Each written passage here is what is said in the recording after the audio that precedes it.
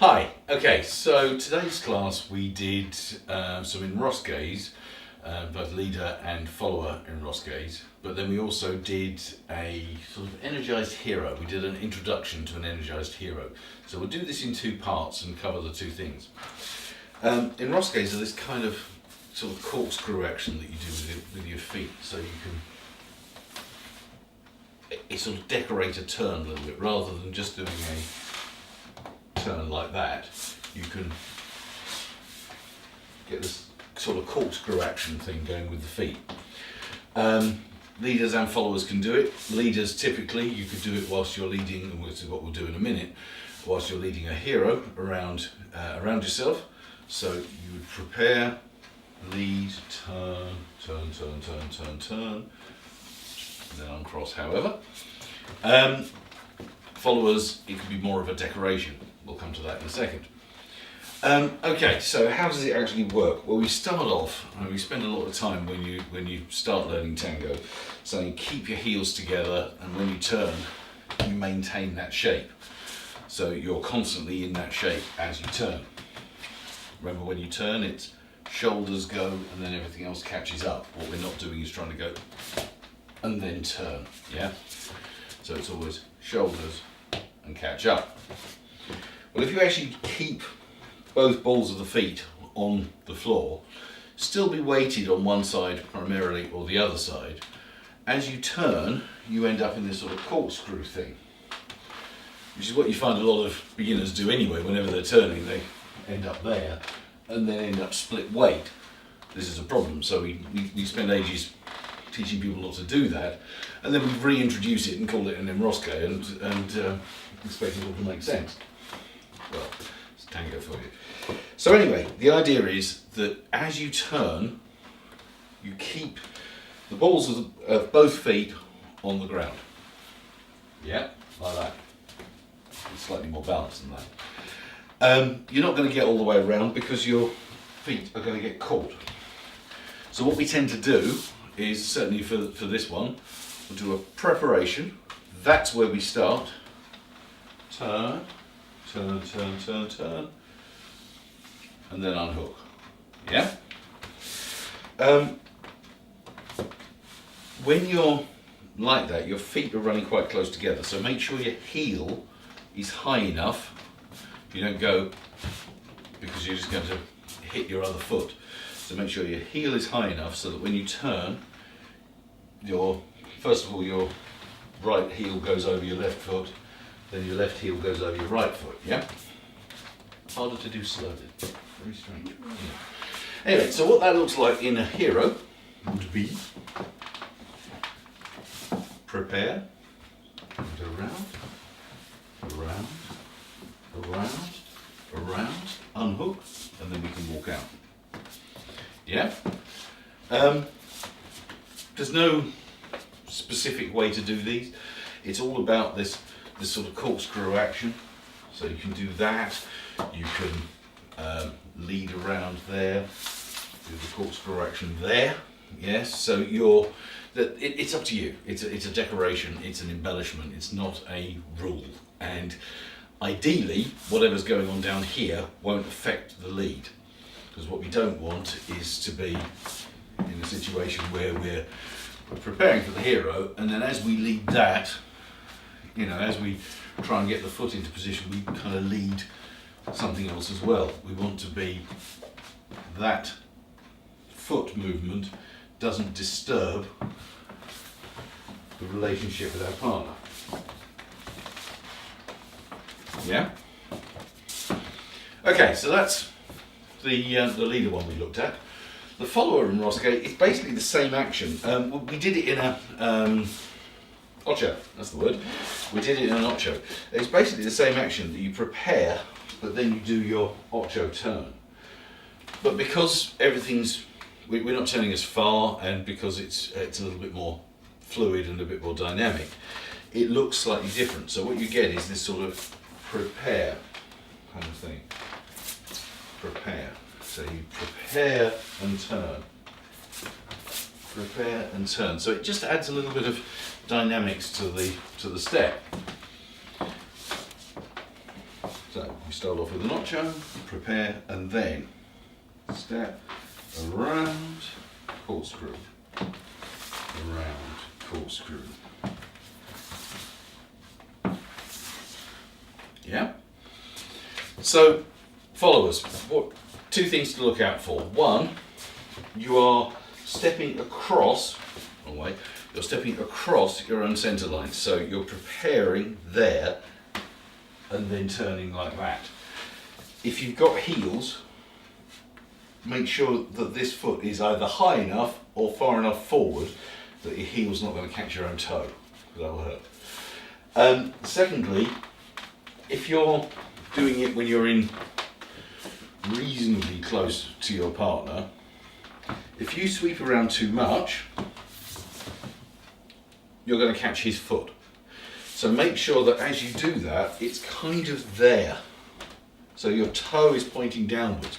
So as you step, that's kind of the shape you're after. Yeah? So it's quite a vertical foot. You still want the big toe to be on the ground, so we're not doing the turning out that we have to watch out for. It's still the big toe on the ground, but it's around and then turn. Yeah. Again, it is a decoration.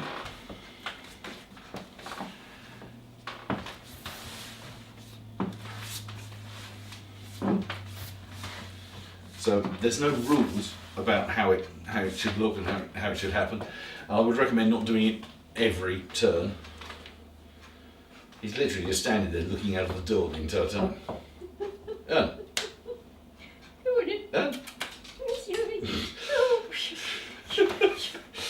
Yeah, so it is a decoration. So don't basically, if when you've got an ocho sequence, just spend the entire time just doing the same thing over and over and over again. So just add it a couple of times. And again, with leaders, when you're doing the hero, don't always do the same Enrosques. Mix it up a little bit. So it's play with it. Use it for the music. Use it with the music. Yeah? So the second thing we looked at was this concept of an energized hero.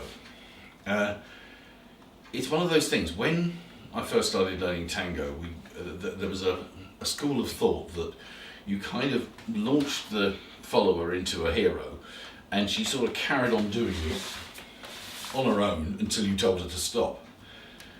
I don't know where this came from, because nobody teaches that now, and it's a very odd way of doing it, because it is a lead dance. You want to make sure, when you're doing a hero, that it is one step, and you aim her, you decide next step, because the next step might be the other way.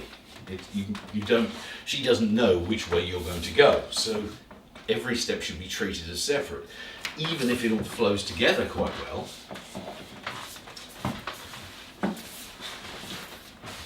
everything is still a distinct step. But of course you do sometimes need this idea of her carrying the lead around. For example, if the leader's doing some sort of planeo sort of turn like that, he can't actually actively lead her at the same time, because that means he's pulling that way and that way at the same time, and it just doesn't work. So you need a way of indicating to your follower that she should start the hero and keep going until told to stop. So in just the same way as when you're doing a dynamic walk, if you want the walk to be more fast, more progressive, it's forward and you go down with the step. The same you do with this hero. Earn. I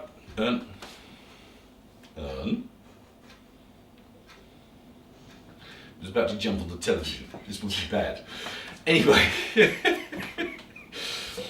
Earn. Yeah. That's better. That's better. Right. So where were we? Yes, we want this idea that we lead her down into the hero. So I'm going to take the first step exactly as normal, but I'm going to lead her down and go down with her. This gives her the clue that something different is about to happen, and she should be able to take me around with her. Yeah, because she's got that drive. So how do you stop? You stop basically by coming back up again. We've got really very little control because I'm on one leg, I'm down, I've got this leg out in the sort of ronde planeo kind of thing. We've got very little control over stopping her and starting her, but we can steer her and we can lift and come back up again. So think about every step being still steered. So forward, aim, aim, aim, aim, and then lift to come back out of it. Actually, it's quite hard to do that slow. So we'll do it a little bit faster.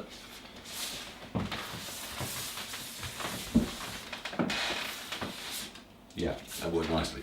So with a little bit more energy. So followers, make sure you've got enough energy that you're carrying your partner around, your lead around. And leaders, make sure you're nice and balanced. You want to be on the ball of your foot as you're turning. As soon as that heel goes down, suddenly you're twisting like that. So you want to make sure you are actually on the ball of the foot, and then she can turn you nice and easily.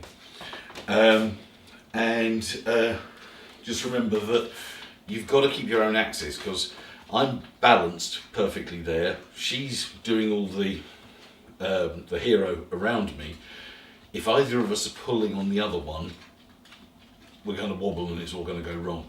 So make sure that you're just aiming, go, aim, go, aim, go. And leaders, keep nicely stable. Don't rely on her. She don't rely on you for axis and balance. Yeah? So we'll look at these again probably either next week or the week after. But it really is just as a way of getting a little bit more dynamics in a turn. Yeah, kind of lost it at the end there. Small space. Yeah. Panic a little bit, you're going to kick something. So yeah, it's just a way of getting a little bit more dynamics in the turn, and being able to do a few more decorations and a few more options as the leader whilst you're going around in a hero. I think that was it. Yeah. And for a lighter house, really sort of just slightly That was the thing, wasn't it? Yes, that was it. When we talk about the hero, we always make a big thing about every step is the same size, because it's a sort of beginner thing to do, to make all the forward steps nice, the side step tiny, back step nice, and the side step tiny. So you want it to balance out a little bit. Sound effect? Sound effect, yeah. With this, they should be kind of the same size, but there needs to be a little bit of adaptation, otherwise you suddenly find apparently that you haven't got enough energy to push. And I think it was the back step you said was smaller, wasn't it? So your forward step is nice, side step is nice, back step might be a little smaller, so you've got enough energy to actually carry on around. Because if you're stretching too far out, you're too stable. You just need, you've got nowhere to go. Sorry? Losing momentum. Losing momentum in the turn. Yeah. Yeah? That was it.